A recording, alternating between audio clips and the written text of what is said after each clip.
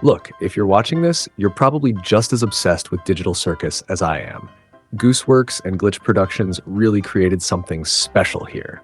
Every episode somehow manages to top the last one, which I honestly didn't think was possible. What really gets me about this show is the layers. Like, there's the obvious stuff, the jokes, the characters, the adventures, but then there's all these hidden details and implications that hit you later. Today, I want to break down 3 major theories that completely changed how I see this show. Let's get into it. Theory number 1. All right, so this theory is about episode 3, the Scary Mansion episode. You know how Caine said he made this adventure specifically for Zooble? Where's Zubel? I made this adventure really cool and mature, just for them! Yeah, I don't think that was a friendly gesture. I actually think Caine was trying to get rid of Zooble. Let me explain why. So at the end of episode 3, we learn that souls can only enter your body if you're breathing. That's why Pomni and Kinger have to hold their breath when they're escaping, right? Now here's the important part. At the beginning of that same episode, we find out that every character has a unique quirk when they hold their breath. For Zubel, their quirk is that all their limbs go completely straight. They basically become immobilized, can't move at all. Now think about this. Caine literally tells us he made that scary door on the right specifically for Zubel. The door on the left is the normal door. Rated WOW for all ages. The door on the right is the really scary door. Rated for mature Zubels only. So if Zubel had actually gone through that door like Caine wanted, they would have encountered souls down there. And to protect themselves from the souls, they'd have to hold their breath. But when they hold their breath, they can't move. They'd be completely stuck and helpless. That's not a coincidence. That's a trap designed specifically for them. Why would Caine want Zubel gone?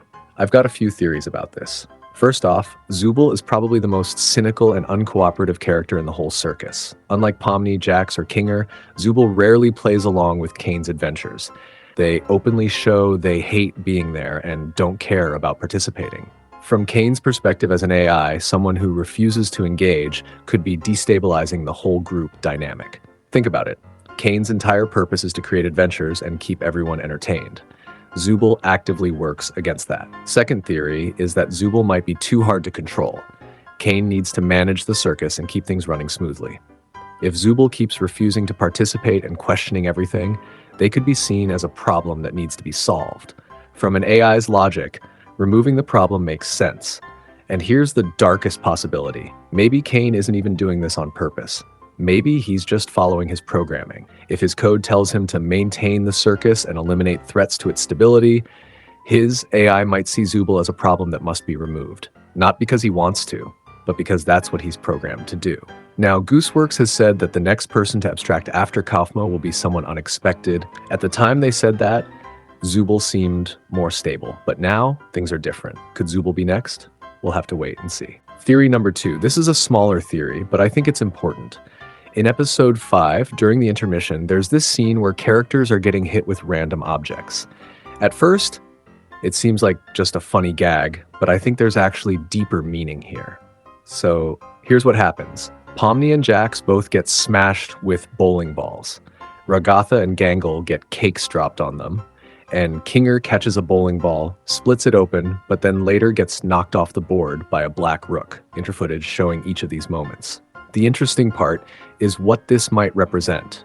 Could the bowling balls show who's going to leave the circus? Or maybe it shows who Caine actually likes or doesn't like. After thinking about it more, especially after watching episode 6, I think it represents the weight of the circus on each character. Pomni and Jax are getting crushed by bowling balls. Heavy, destructive impacts. This makes sense because episode 6 shows us just how much psychological weight both of them are carrying. Ragatha and Gangle get cakes dropped on them. It's still messy and unpleasant, but it's not as devastating as being smashed by a bowling ball.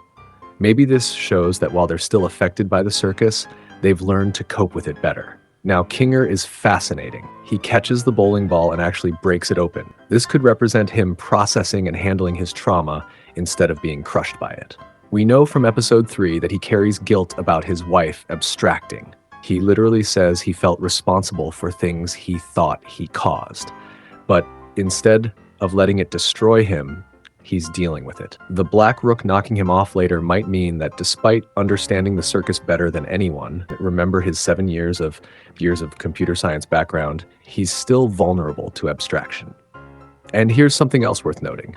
Zubel doesn't even appear in this section of the intermission. They only show up later to question why they're having an intermission at all. What are we doing right now? We're intermissioning! Why? This kind of supports the first theory. Zubel is being excluded, pushed out of the narrative. Oh, and one more thing I noticed while rewatching. When Kaufmo is abstracting, Jax picks up a bowling ball and says, "I've been looking for this." I've been looking for this. Thanks for keeping an eye on it, Coffee. I'm gonna head out. See ya. I'm not sure if these connect, but that's the only other time we see bowling balls in the show. Just something to think about. Theory number 3. This is probably the biggest theory, and it has huge implications for the show. In the very first episode, Caine makes a very specific claim. He says that one of the few things he doesn't have control over is your minds. But here's the thing, that's not true. We have multiple examples throughout the show that prove Caine can actually control minds. First example, Caine turns Jax into a vegan. Not just makes him say he's vegan, but actually changes his preferences and behavior. And Jax even catches on to this, saying, "I hate this. How is this even possible? I thought Caine couldn't," before stopping himself. Second example, there's this scene where Jax wasn't paying attention to the adventure instructions. Caine just touches his head and suddenly all the information is just beamed directly into Jax's brain. Wait, what am I doing? I wasn't paying attention. That's not explaining something. That's literally uploading data into someone's mind. Third example, the stupid sauce from the Spudsy episode. That's a clear mind-altering effect from Caine's world. So if Caine can control minds, what else has he been lying about? And here's where it gets really interesting. Some people think Caine might be suppressing Kinger's mind specifically, making him act confused and scattered on purpose. Why would he do that? Because there's evidence that Kinger might actually be Caine's creator. Think about it. Kinger mentions having 7 years of computer science education. That's not just a random detail. And if you look at the episodes chronologically, there's a pattern. As Caine gets more glitchy and unstable with each episode, Kinger gets less confused and more aware. The butterfly scene in episode 6 is huge. Kinger demonstrates knowledge and understanding that the others don't have. It's like he knows how to peek behind the curtain of the circus. What if we're literally watching Kinger wake up? What if his real consciousness is breaking through whatever mental suppression Caine had on him? And as Caine's systems degrade, that suppression is weakening. If Caine is lying about not being able to control minds, what else is he lying about? The nature of abstraction, whether there's actually an exit, the fundamental rules of the circus. This is the scariest possibility. Everything we've been told might be filtered through an AI that's either breaking down or was never designed to tell us the truth. So yeah, those are the 3 theories. We've got Caine possibly trying to eliminate Zubel, an intermission that might be showing us psychological breaking points, and a fundamental lie about mind control that questions everything. Digital Circus isn't just about people trapped in a video game. It's about control, consciousness, and what happens when an AI thinks it knows what's best for the humans it's managing. Are these theories correct? Maybe, maybe not. Gooseworks could be way ahead of us, laughing as we connect dots that were never meant to connect. But that's what makes this show so engaging. Every episode adds more pieces and the picture keeps getting darker. What do you think? Is Caine actually targeting Zubel? Does that intermission mean something? Is Kinger about to expose everything? Let me know in the comments. And if you made it this far, consider subscribing. I'll be breaking down more theories when the next episode drops. Thanks for watching. See you next time.